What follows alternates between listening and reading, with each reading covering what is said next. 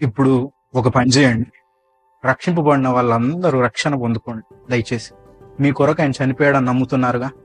ఇప్పుడు ఇదంతా అర్థమైందిగా. నువ్వు లాని మిస్ అవుతున్నావు కాబట్టి, నువ్వు లాని జయించలేవు కాబట్టి, నీ మీదకి శిక్ష వచ్చేది కాబట్టి, నీ శిక్ష నీ మీదకి రాకుండా ఎవరు వచ్చారు మధ్యలోకి? యేసు ప్రభు ఎలా వచ్చాడు? నీ రక్తంలో రక్తము, నీ మాంసంలో మాంసము పుచ్చుకొని వచ్చాడు కదా. పుచ్చుకొని వచ్చిన తర్వాత ఇప్పుడు నువ్వు దాన్ని నమ్మితే నువ్వు రక్షణ పొందొచ్చు, నువ్వు బ్యాప్టిజం తీసుకోవచ్చు. నువ్వు అసలు బ్యాప్టిజం తీసుకుంటుండలేమన్నా. మా వాళ్ళు చెప్తారు, సింగనగర్ వాళ్ళు, మా వాళ్ళు కాదు.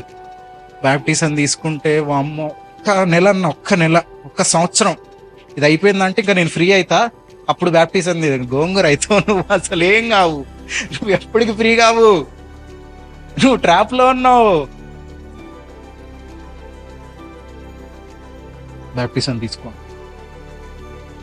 తీసుకున్న తర్వాత ఇప్పుడు మీకు ధైర్యం రావడానికి నేను ఒకటి చెప్తా. రెడీయా తీసుకోవడానికి ధైర్యం?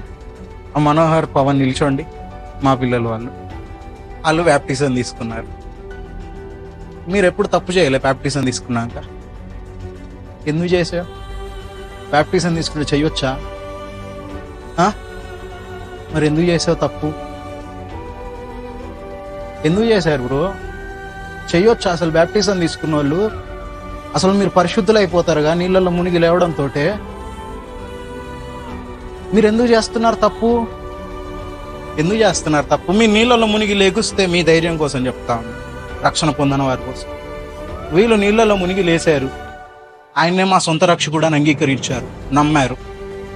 తండ్రి, కుమార, పరిశుద్ధాత్మ నామంలో ముంచి తీశారు. ఎక్కడ? అక్కడెక్కడో కృష్ణ అక్కడ రివర్లో తీసిన తర్వాత ఇప్పుడు మీ భయం అంతా ఏంటి? మళ్ళీ తప్పు చేస్తామనేగా, అంతేగా, మళ్ళీ పాపంలో పడిపోతామనేగా. ఇక్కడ బ్యాప్టిజం తీసుకున్న వాళ్ళంతా ఎంతమంది పరిశుద్ధులో చెప్పండి, మీ లోపల చెప్పుకోండి.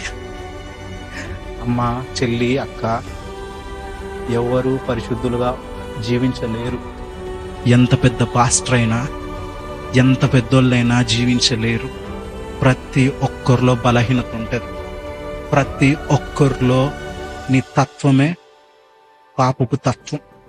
నీ నేచర్ అది, పాపం చేయడం నీ నేచర్ అది. నువ్వు దాన్ని చెయ్యలేవని, కూర్చోండి, నువ్వు దాన్ని చెయ్యలేవని ఆయన వచ్చాడు, నీ వల్ల కాదని ఆయన వచ్చాడు. ఆ విషయం నువ్వు తెలుసుకొని రక్షణ పొందు. రక్షణ పొందిన తర్వాత పరిశుద్ధాత్ముడు వస్తాడు. పరిశుద్ధాత్ముడు వచ్చి నిన్ను నిలబెడతాడు, ఖచ్చితంగా నిలబెడతాడు.